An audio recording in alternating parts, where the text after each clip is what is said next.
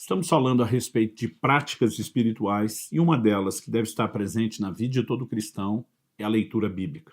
Obviamente, quando falamos da leitura, começamos pela exposição à palavra de Deus, que vem por meio da leitura, mas nós estamos falando a respeito de meditação, estudo, está tudo isso, né, incluso na prática. Em Colossenses, no capítulo 3, no verso 16, nós temos que a palavra de Cristo habite ricamente em vocês.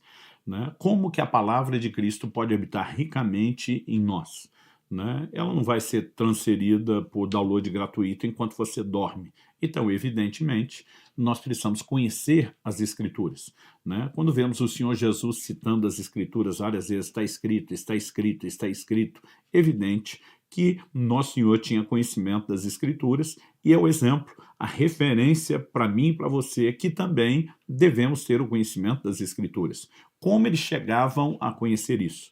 Jesus mesmo fala em João no capítulo 5, no verso 39, examinais as Escrituras, porque julgais ter nelas a vida eterna, e são elas que testificam a respeito de mim. Então Jesus está falando não só de um estudo, Jesus está falando de um exame.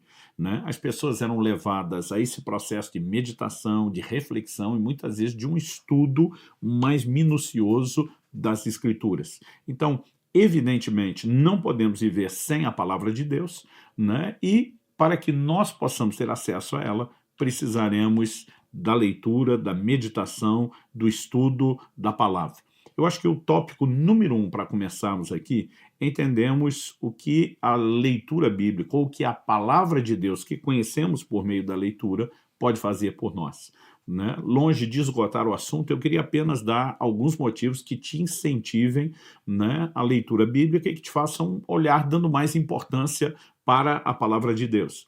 Em Mateus, no capítulo 4, no verso 4, Nosso Senhor afirma, nem só de pão viverá o homem, mas de toda a palavra que procede da boca de Deus. Assim como o nosso corpo precisa do alimento físico para a sua subsistência, o nosso espírito precisa do alimento espiritual para a sua subsistência. Aliás, muitas vezes, né, nós percebemos que o crescimento espiritual está relacionado com o alimento que, por sua vez, é apresentado na própria Escritura como sendo a palavra de Deus. O apóstolo Pedro, por exemplo, ele, né, diz em 1 de Pedro, no capítulo 2, no verso 2, como crianças recém-nascidas, desejem o genuíno leite espiritual, para que por ele lhes seja dado crescimento para a salvação. Ao longo das Escrituras, nós vamos perceber que figuras como essa, né, que falam a respeito do alimento espiritual, sempre estão relacionadas com a palavra de Deus. Né? Então, o apóstolo Paulo fala que a criança precisa de leite, mas que os adultos podem comer alimento sólido e sempre se está relacionado com a palavra de Deus. Então, há um crescimento que vem do alimento espiritual e precisamos, de fato, nos encher da palavra para que possamos crescer espiritualmente. Mas além de alimentar o nosso espírito, no sentido de um desenvolvimento espiritual genérico, nós precisamos entender que a palavra também é alimento para a nossa fé. A Escritura diz que o justo viverá da fé. Todo o nosso relacionamento com Deus é baseado em fé. Né? Hebreus 11:6 diz, sem fé é impossível agradar a Deus. Tiago, capítulo 1, diz, peça, porém, com fé, não duvidando, porque o que duvida não vai receber do Senhor coisa alguma. Nós sabemos o quanto a fé é essencial. Não só o justo vive da fé, mas Romanos 1,17 diz que a justiça de Deus se revela no evangelho de fé em fé. Então, nós precisamos de uma fé crescente. E como podemos crescer na fé? De modo a agradar a Deus, experimentar mais de Deus. Então, Romanos capítulo 10, verso 17 diz, a fé vem por ouvir e ouvir a palavra de Cristo. Em 1 Timóteo, no capítulo 4, no verso 6, o apóstolo Paulo, né, diz, olha, você será nutrido pelas palavras de fé que pregamos. Ou seja, o anúncio, a proclamação da palavra, obviamente, estamos falando da Escritura, gerava fé nos ouvintes. Então, a palavra de Deus não é apenas alimento para o espírito no sentido genérico, mas especificamente é alimento para a nossa fé. A transformação proposta pelo apóstolo Paulo em Romanos, no capítulo 12, quando ele diz, não vos conformeis com esse mundo, mas transformai-vos, né? Ele diz que a transformação se dá pela renovação da nossa mente. Então, evidentemente, ninguém muda comportamento sem mudar valores. E quando eu e você mergulhamos, imergimos na palavra de Deus, na leitura bíblica, nós estamos passando por um processo de mudança de valores, de mudança de mentalidade. Aliás, eu diria que não só, né, a palavra de Deus tem o poder de mudar a nossa forma de pensar, a mentalidade, como ela tem o poder de restaurar a nossa alma. Em Tiago, no capítulo 1, no verso 21, nós lemos: portanto, deixando toda impureza e acúmulo de maldade, acolham com mansidão a palavra implantada em vocês, a qual é poderosa para salvá-los. Quando lemos essa afirmação, por exemplo, na Almeida Atualizada, a expressão lida encontrada é a qual é poderosa para salvar a vossa alma, né? Interessante que a palavra salvar aqui não é a palavra sotero normalmente usada para falar de salvação no Novo Testamento, é a palavra sozo. Sozo tem a ideia de cura, de restauração. Então, quando você lê um texto, Jesus dizendo a alguém, olha, tua fé te curou, nas versões mais antigas, tua fé te salvou, a palavra ali é sozo, estava no contexto de cura, de restauração. Então, o Salmo 19:7 diz, a lei do Senhor é perfeita e restaura a alma. Há uma cura, há uma restauração para a alma, para as emoções que vem pela palavra de Deus. Então, imagine, por exemplo, uma pessoa que sofreu rejeição muito forte, intensa na vida, e começa a mergulhar na palavra e entender quem ela é aos olhos de Deus, o valor que tem, né? Declarações como a do Salmo 27:10, ainda que o meu pai e a minha mãe me desamparem, o Senhor me acolherá, corrige uma forma errada de pensar. A gente espera aí. Mesmo que pai e mãe, os últimos a desistir, tenham deixado de atribuir valor, eu começo a entender que eu tenho valor aos olhos de Deus. A palavra de Deus, ela não muda apenas a maneira como eu penso, mas ela restaura as minhas emoções, né? Emoções erradas, fundamentadas numa maneira errada de pensar, nas experiências, e que agora, pela revelação da palavra de Deus, começa a mudar completamente. Nós podemos ainda destacar a libertação da ignorância. Oséias capítulo 4, verso 6 diz, o meu povo perece porque lhe falta o conhecimento. Em João, no capítulo 8, no verso 32, Jesus diz, conhecereis a verdade e a verdade vos libertará. Então, nós podemos dizer não só que a verdade liberta, mas que o conhecimento da verdade, né? Ou seja, para que possamos conhecer a verdade de Deus, precisamos ter acesso à sua palavra. Então, muitas pessoas não sabem quem elas são, não sabem o que elas têm, não sabem o que elas podem em Deus por ignorância e acabam sendo vítimas da sua ignorância. O povo perece porque lhe falta o conhecimento, mas a revelação da palavra muda tudo.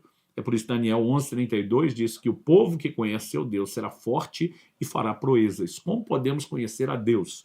O Deus que se chama de invisível, que nunca apareceu com forma nenhuma, por meio da revelação que ele faz de si na sua própria palavra, nas Escrituras, né? E podemos ainda terminar destacando aqui o que lemos em Josué no capítulo 1, no verso 8. Não se aparte da tua boca o livro dessa lei, antes medita nele de dia e de noite, tendo cuidado de fazer conforme tudo quanto nele está escrito, e a ênfase final é, porque fazendo assim, você irá prosperar em todos os seus caminhos. A palavra de Deus determina a nossa prosperidade. Não falo de riqueza, falo de ser bem-sucedido. Então, prosperidade no casamento é determinada pela palavra de Deus, se estamos entendendo ou não e praticando ou não esses mandamentos, né? Olhamos área após área da nossa vida, o conhecimento, a compreensão da palavra, a disposição de andar em obediência, não só nos leva às consequências, aos resultados que provêm dessa prática, mas também acrescentam a bênção de Deus, as intervenções sobrenaturais.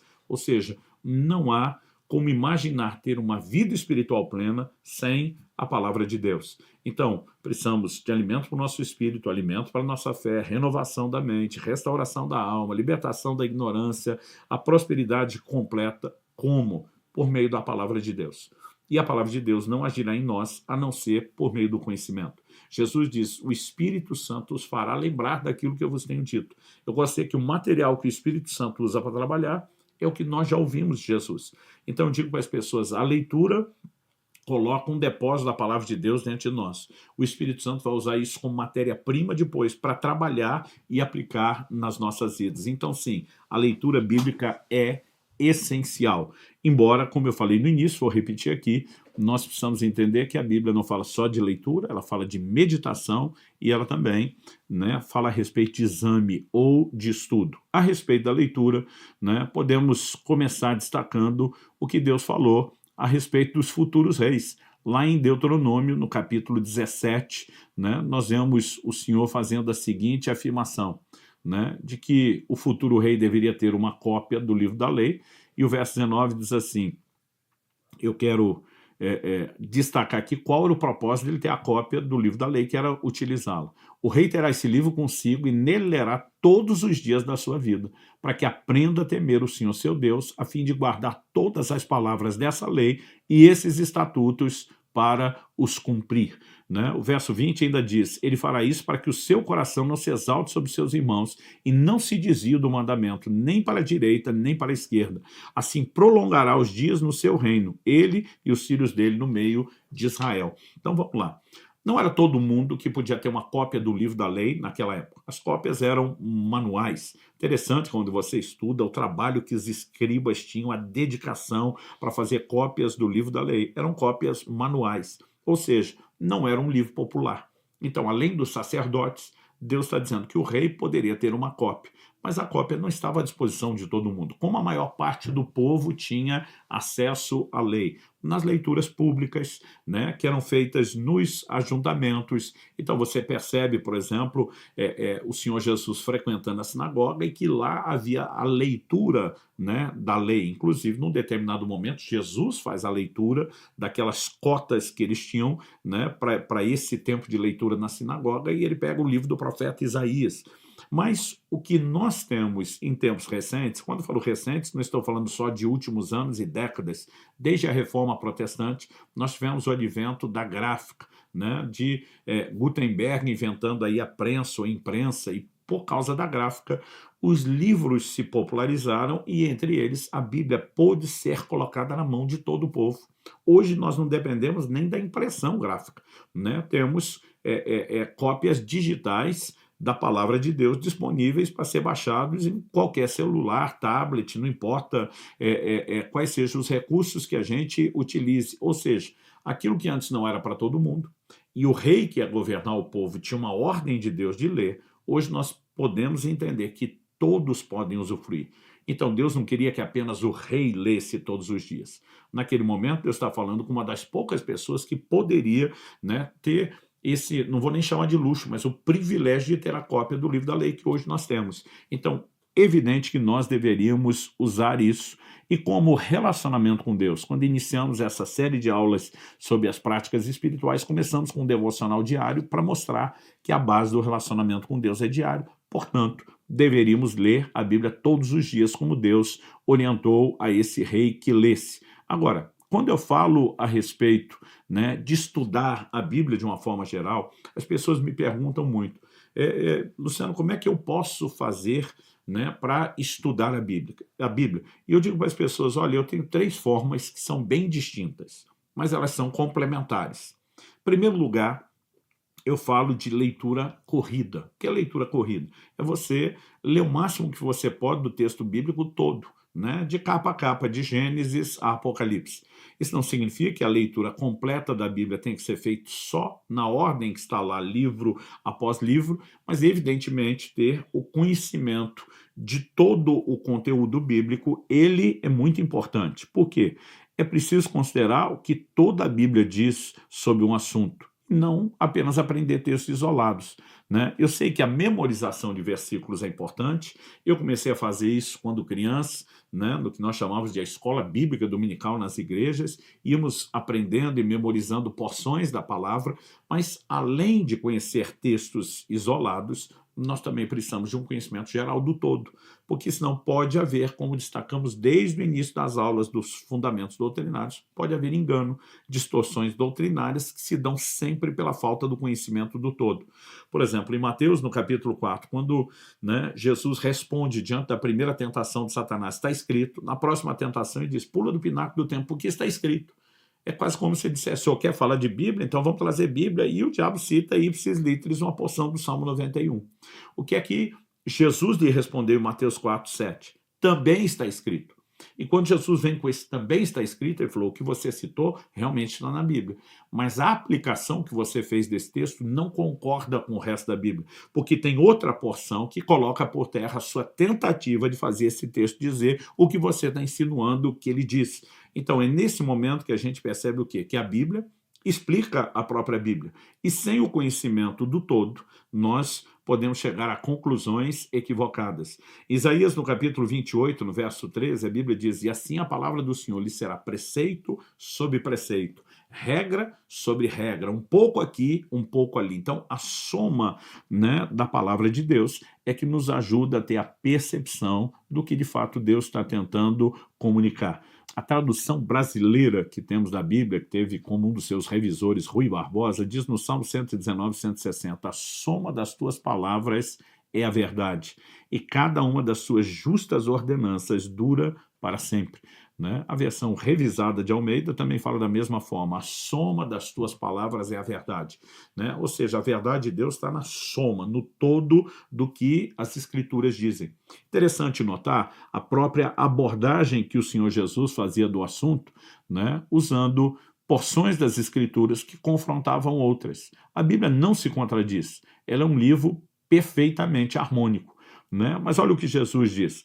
Mateus 22, a partir do 41, diz, estando reunidos os fariseus, Jesus lhes perguntou, o que vocês pensam do Cristo? De quem ele é filho? Eles responderam, de Davi.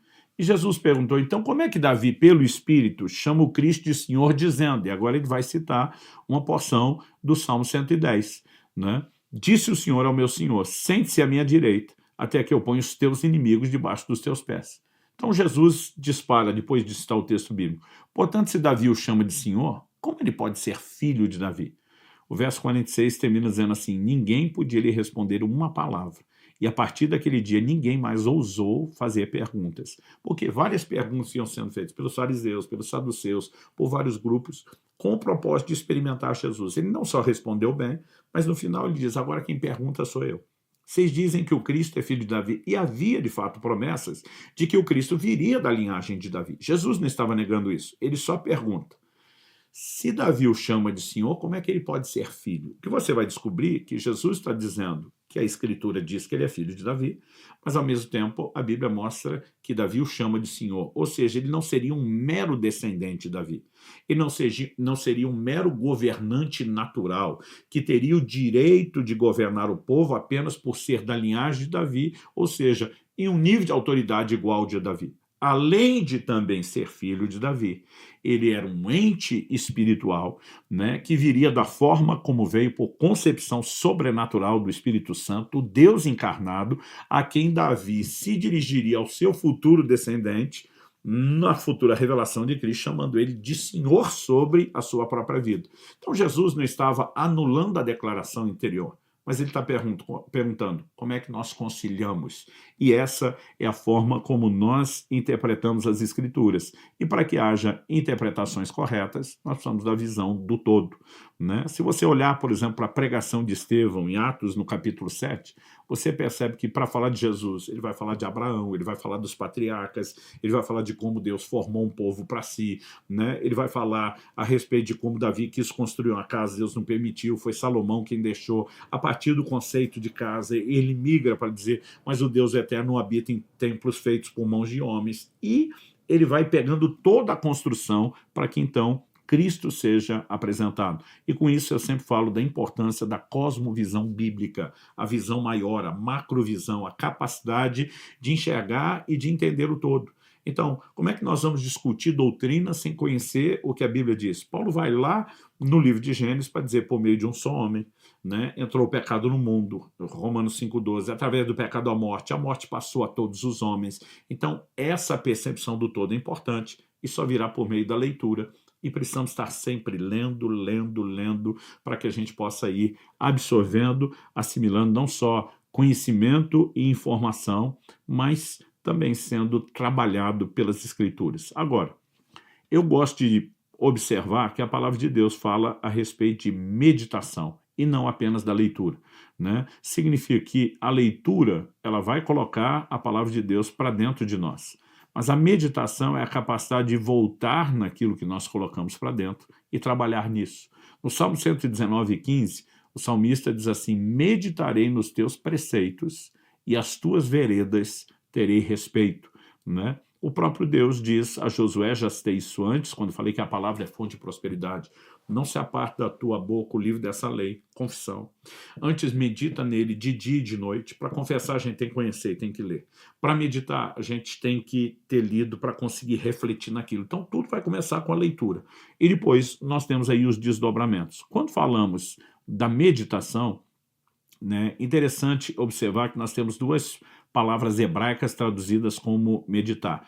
A do Salmo 119:15, que eu acabei de ler e citar aqui, é a palavra siak, e ela significa ponderar, conversar, murmurar, externar ideias, né? Já o que Josué capítulo 1, verso 8, não se aparte da sua boca o livro dessa lei, antes medita nele de dia e de noite, afirma, né? O Salmo 1:3, será como árvore plantada junto às águas, está falando daquele que medita na lei do Senhor noite e dia. Essa palavra é a palavra Hagá, ela significa cismar, resmungar, meditar, imaginar, refletir. E aqui eu quero chamar a sua atenção. A primeira palavra tem como um dos significados murmurar, né? A segunda palavra tem como um dos significados resmungar, né? Ou seja, imagina uma pessoa que fica falando aquilo que leu, fica repetindo, né? É por isso que vem aí os conceitos de conversar, de externar ideia, de ponderar, é você voltar a tocar no assunto daquilo que já tem sido falado e, obviamente, precisa ser entendido. Um bom exemplo do que é a meditação é quando a gente olha para o ato de ruminar do gado, né? Quando você olha, por exemplo, para a vaca que depois de ter comido o capim, ela simplesmente, né, num lugar sossegado, ela começa a ruminar, mastigar aquilo que engoliu, o que colocou para dentro. E aí você precisamos entender que a própria Bíblia, que temos que ler, determina a prática da meditação. Ela é uma extensão da leitura, né? A leitura é eu e você botarmos o alimento para dentro. A meditação é a ruminação, é o que nós faremos com isso depois. Como eu disse anteriormente, o Espírito Santo trabalha, né? Ele tem como matéria-prima a palavra de Deus, mas aquilo que você leu e conheceu. Ele não vai trabalhar em você aquilo que você não leu ou não conheceu. Então, precisamos da meditação para que a gente possa ponderar, processar. Em Lucas 10, de 25 a 28, vemos Jesus conversando com uma pessoa e ele faz duas perguntas. O que está escrito na lei? Depois ele diz, como você entende? Então, em primeiro lugar, o que está escrito, para a gente saber o que está lá, tem que ter leitura. Mas como entende? Né? Para que você tenha um entendimento prático daquilo, tem que ter a meditação, tem que ter a reflexão, ou tem que ter o que vem, que eu quero falar na sequência, o estudo, né? Quando Jesus diz, examinais as escrituras, ou seja, o que é que eu vou fazer com aquela informação, como ela se torna algo prático dentro de mim, qual o entendimento que isso gera, qual o tipo de conduta e comportamento. Então você vê o tempo todo pessoas fazendo perguntas a Jesus, Jesus fazendo pergunta às pessoas, e evidentemente que nós não podemos parar na leitura, a gente precisa desenvolver, né, a sistematização dos assuntos que nós lemos, como eles se correlacionam, qual a forma final de pensar, de crer, né, de conduta que eu e você teremos diante daquelas informações que lemos e agora devem servir para nos ajudar a construir aí não só o nosso credo, mas as nossas práticas.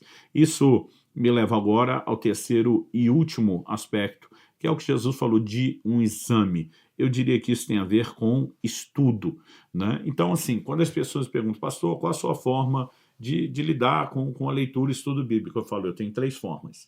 A primeira, leitura corrida, né? A gente fala de colocar essa informação para dentro. A segunda, meditação. Que a meditação, eu gosto de conversar com o texto. Isso é uma expressão que meu pai usava. Ele dizia, vá conversar com o texto, né? É você entender exatamente o que está sendo dito, para quem foi dito, por que foi dito, é você começar a perceber, né? Então, eu me lembro de quando meu pai, eu fui perguntar para ele, eu falei, tem mais de um Adão na Bíblia? Ele falou, por que você está falando? Eu falei, não, porque eu estava lendo lá, 1 aos Coríntios 15:45, e Paulo fala do primeiro e do último Adão. Meu pai me interrompeu, disse, se fala de outro é porque tem. Eu falei, ok, reformulando a pergunta. O primeiro Adão eu sei quem é, o marido da Eva lá do Éden. Quem é o último Adão? Né? E eu lembro meu pai dizer assim, vá conversar com o texto, Eu dizia: pai, mas o senhor já sabe. Ele não gostava de dar nada pronto, né, de nos ensinar a pensar, né, do jeito dele, já pegando tudo pronto, e dizia: vá conversar com o texto que está tudo lá. Eu lembro quando voltei para o texto, né, eu percebo Paulo dizendo, né, algumas declarações que nos ajudam a perceber que mais do que uma comparação entre o primeiro e o último, tinha um contraste. Né? Ele diz assim: o primeiro homem, feito o pó da terra, né, foi feito alma vivente, um ser vivente, ou seja, ele recebe vida. O último Adão é espírito vivificante, ou seja, esse comunica. Enquanto o primeiro é só criatura, o outro é criador. Né? Ele diz: o primeiro não é espiritual, é o natural. Depois vem o espiritual. Então, um novo contraste. Um Adão natural, o outro é espiritual. Né? E diz assim: o primeiro homem formado do pó da terra é terreno. O segundo homem é do céu. Então, aqui a gente descobre que o último Adão é homem, mas apesar de ser homem, não é natural como o primeiro, é espiritual, não é terreno como o primeiro, ele é celestial. Em vez de ser mera criatura, ele é criador. Né? Por exclusão de possibilidades, quem que sobra? Só uma pessoa cabe nessa declaração. Né? Quem é o único homem criador? João 1,3 fala a respeito dele, Jesus. Tudo quanto foi feito por intermédio dele, sem ele, nada do que foi feito se fez.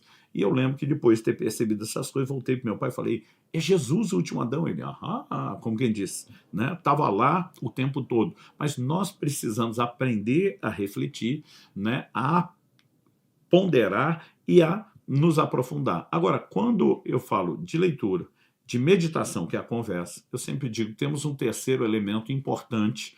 Por quê? Porque estamos vivendo um período aí de quase 2000 anos depois da formação final do cânon da Bíblia, que por sua vez começou mais de 1500 anos antes desses 2000 anos atrás, quando se encerrou. Isso significa o quê?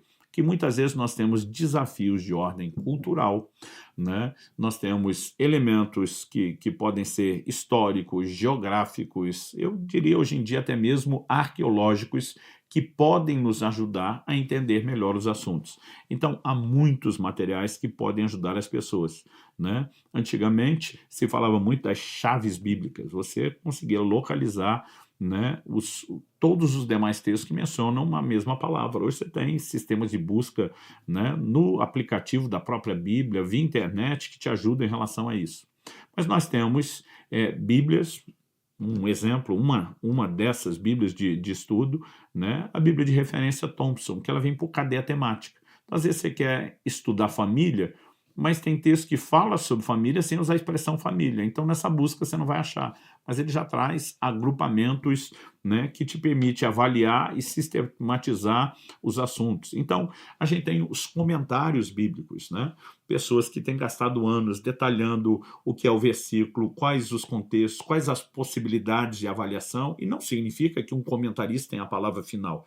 Eu, por exemplo, gosto de usar muitos tipos de comentários bíblicos, avaliar todos os ângulos, mas isso tudo me permite ampliar aquela avaliação, aquela meditação do assunto, dando outras ferramentas que não temos. Né? Então, assim, não significa que todos os dias vai ter exame profundo. Talvez tenha dia que é só leitura, talvez tenha dia que a leitura não rende, eu não leio muito porque eu fico meditando. Né? Há momentos que eu nem leio tanto e nem medito tanto porque eu estou trazendo o elemento da pesquisa, mas ter, né, todas essas formas de lidar com as escrituras nos ajuda muito a ter uma percepção maior, completa e abrangente. Né? Agora, quando as pessoas perguntam: pastor, eu tenho que gastar mais tempo onde? Eu digo: gaste muito tempo na leitura bíblica. Né? Porque quanto mais material você botar para dentro, quanto mais coisas você memorizar e lembrar, quanto mais informação, mais matéria-prima, né, você tem para a continuação do trabalho da ruminação, da meditação. O próprio Espírito Santo, né, vai te fazer lembrar aquilo que você leu. É impressionante como, às vezes, no momento de necessidade, a gente lembra de textos que parece que não estavam assim tão facilmente acessíveis na nossa mente. Então, a leitura bíblica, né, deve ser feita em base diária. Não significa que alguém está em pecados, não pode fazer isso. Né? Eu digo a alguns: correu muito, não conseguiu parar para ler. Tente pelo menos meditar naquilo que você lembra, né, ao longo do dia, em determinados momentos. Há muitas maneiras de mantermos o relacionamento com a palavra de Deus. Mas para que a palavra habite ricamente em nós, não só habite em nós, mas habite ricamente, é evidente que eu e você vamos ter que dedicar tempo a isso. E numa época onde a vida está cada vez mais corrida, Talvez você vai ter que diminuir entretenimento, tempo em rede social, né? Tempo com outras formas de entretenimento e diversão para priorizar aquilo que deveria vir em primeiro lugar. É por isso que quando demos lá no início dessas aulas das práticas espirituais, né, a aula a respeito do devocional diário, dissemos que a melhor coisa é já no início do dia garantir essa parte de Deus, o tempo com Deus, né, o tempo das devoções que envolve adoração, oração e a leitura bíblica. Eu realmente oro e desejo a Deus que, por meio dessa instrução, tanto de fundamentação doutrinária como prática, a sua relação com Deus, suas práticas devocionais espirituais possam ser marcadas por um forte relacionamento com a palavra de Deus.